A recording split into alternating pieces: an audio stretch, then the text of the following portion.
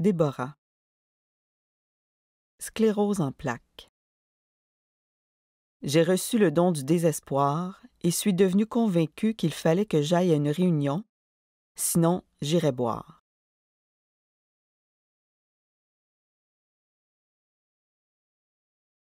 Je suis devenue abstinente le 31 octobre 1989. C'était ma 3e tentative d'arrêter de boire depuis que mon père m'avait transmis le message 4 ans plus tôt. À l'époque, je jouais dans un long métrage dont j'étais aussi la productrice.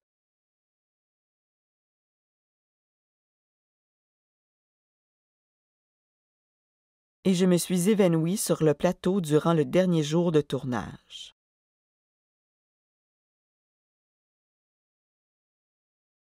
On m'a rapidement conduite à l'hôpital, seulement pour y apprendre que j'étais saoule. C'était le début de ma capitulation, le moment où le désir d'arrêter de boire est devenu concret pour moi.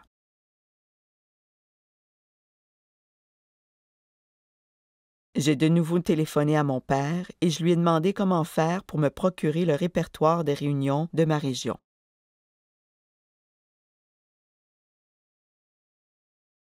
Comme il avait déménagé, il a demandé à son ancien parrain de m'accompagner à ma première réunion.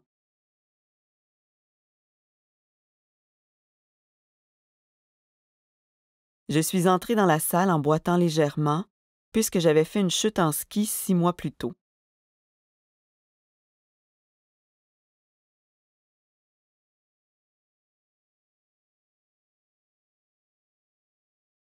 J'avais vu plusieurs neurologues depuis cette chute parce que je ressentais de l'engourdissement et des picotements dans les jambes.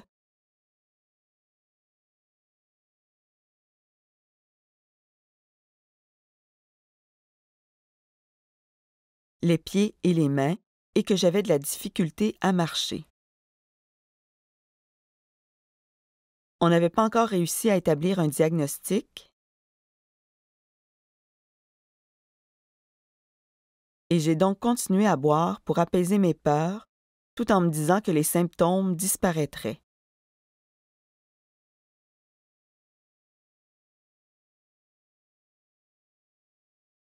Ce ne fut pas le cas.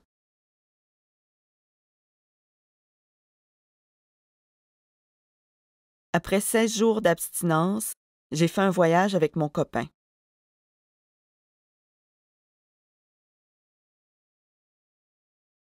Je n'ai pas bu durant ce voyage, mais j'ai bu 2 jours après être revenu à la maison.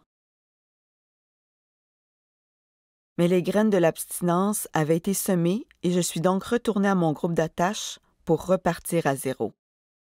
Je suis allée à 1 ou 2 réunions par jour pendant 18 jours et j'ai demandé à une dame d'être ma marraine.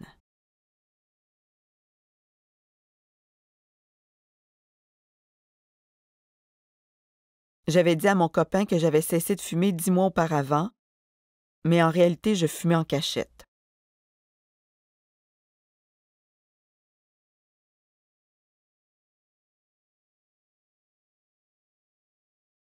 J'ai eu cette idée folle que je devais commencer à fumer et que je ferais aussi bien de prendre un scotch en même temps. Je suis donc allée m'acheter une bouteille de scotch et des cigarettes avant de penser prendre le groupe de covoiturage de ma fille.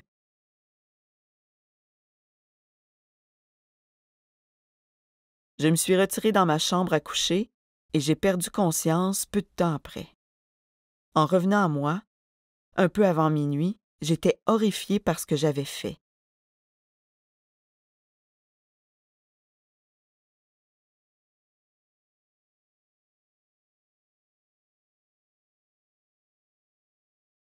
Le lendemain matin, en larmes, j'ai téléphoné à ma mère qui m'a dit d'appeler ma marraine.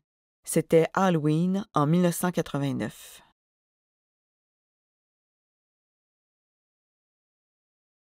Depuis ce temps, un jour à la fois, je me tiens loin de l'alcool et je me tiens droite.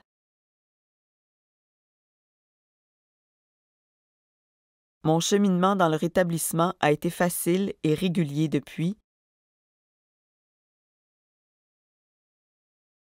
même si après 4 mois d'abstinence, j'ai été diagnostiquée de sclérose en plaques. Au cours des 12 premières années, les symptômes étaient assez bénins et j'allais aux réunions quotidiennement.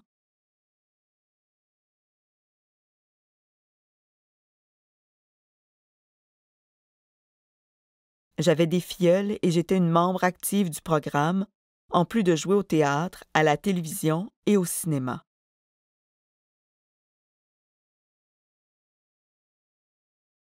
Je me suis mise à marcher de plus en plus difficilement après les décès de mon père et de ma mère.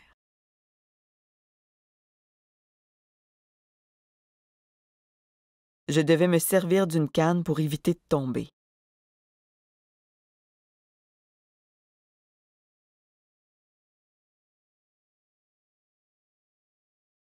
En 2003, il y a eu exacerbation et j'ai dû faire un séjour de 10 jours à l'hôpital. Je ne pouvais plus marcher après avoir reçu mon congé. Les gens du programme organisaient des réunions chez moi et me téléphonaient tous les jours.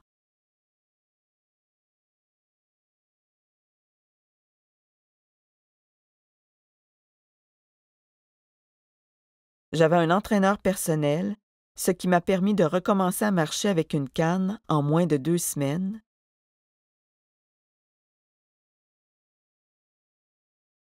Et j'ai pu assister à la fête de lancement de mon premier CD.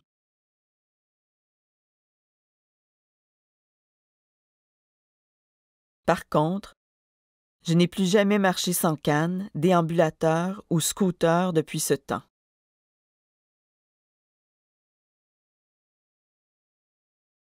Il m'est difficile de monter l'escalier lorsqu'une réunion a lieu à l'étage et qu'il n'y a pas d'ascenseur.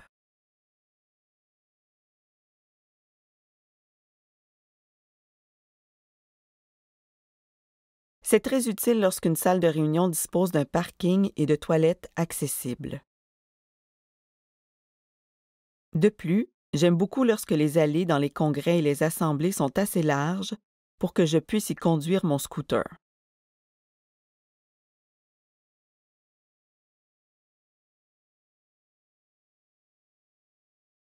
Je demeure une membre active des Alcooliques anonymes.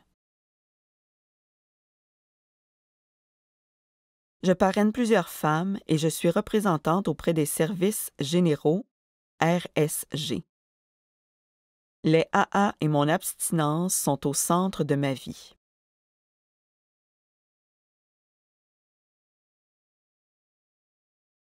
J'ai élevé 3 enfants heureux et en bonne santé.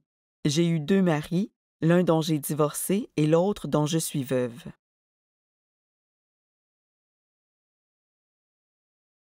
J'ai passé d'innombrables auditions, j'ai joué à la télévision, au cinéma et sur scène.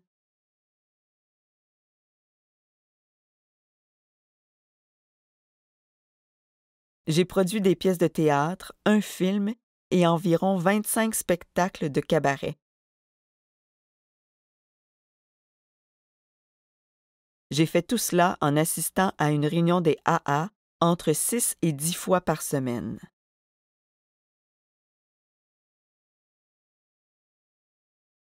Depuis 2004, je gère l'entreprise familiale et mon cheminement chez les AA se poursuit.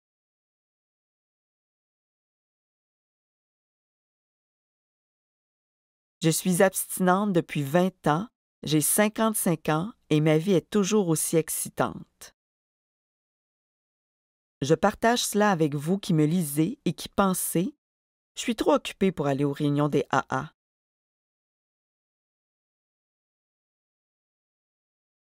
Ou « Je suis trop malade ou fatiguée pour assister à toutes ces réunions ».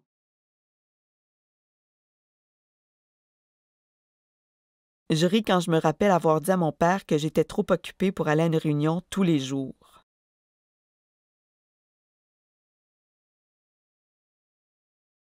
Qu'est-il arrivé? J'ai reçu le don du désespoir qui m'a convaincu qu'il fallait que j'aille à une réunion, sinon j'irais boire.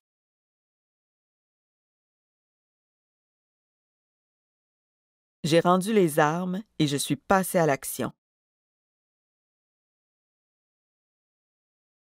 Le slogan « Un jour à la fois » m'a vraiment aidé à ne pas m'effondrer lorsque j'ai reçu le diagnostic de sclérose en plaques après 4 mois d'abstinence.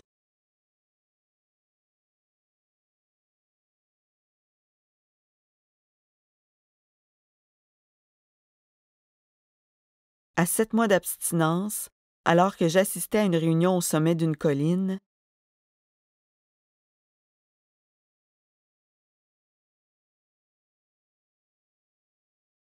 j'ai entendu dire pour la première fois que l'apitoiement était un défaut. En rentrant chez moi, je me suis agenouillée et j'ai demandé à ma puissance supérieure de m'enlever l'apitoiement dans lequel je m'enfonçais à cause de la sclérose en plaques.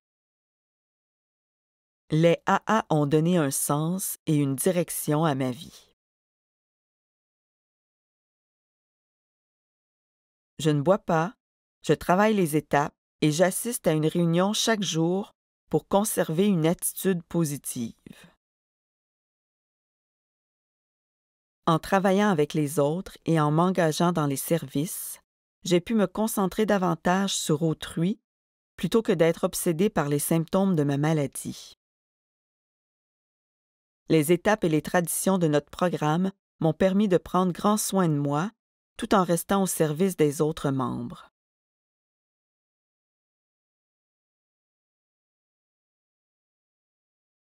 L'idée d'accepter ce que je ne peux changer, jumelée au courage de changer les choses que je peux, a joué un rôle essentiel dans ma sérénité et mon abstinence continue.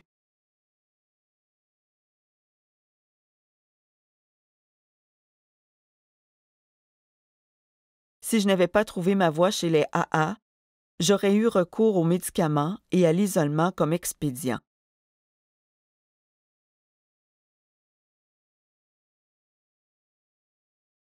Au lieu de m'éveiller avec des crises d'angoisse, maintenant je me lève et j'ai un mode de vie qui me garde abstinente et pleine d'espoir.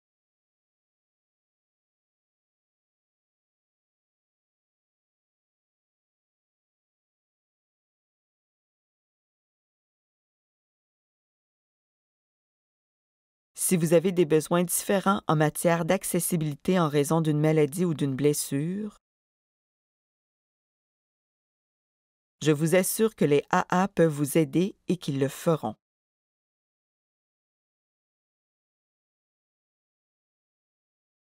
Les membres du mouvement m'ont témoigné de l'amour et ont été extrêmement bons et serviables au cours de toutes ces années.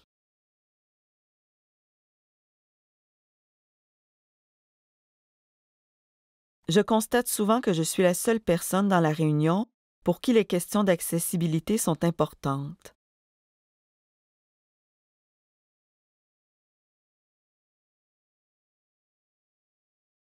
Mais parce que le mouvement grandit sans cesse, je sais que notre nombre augmentera.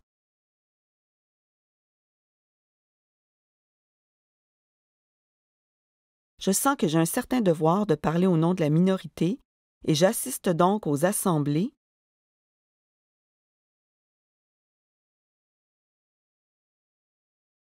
et au congrès pour éduquer les membres sur les effets et les conséquences de ma maladie. Les AA ont toujours été d'un grand soutien, prêts à écouter et à répondre à mes besoins en matière d'accessibilité.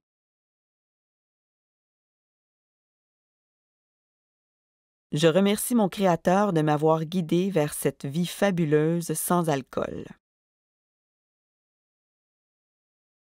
Je frémis à l'idée que j'aurais pu rater tout cela.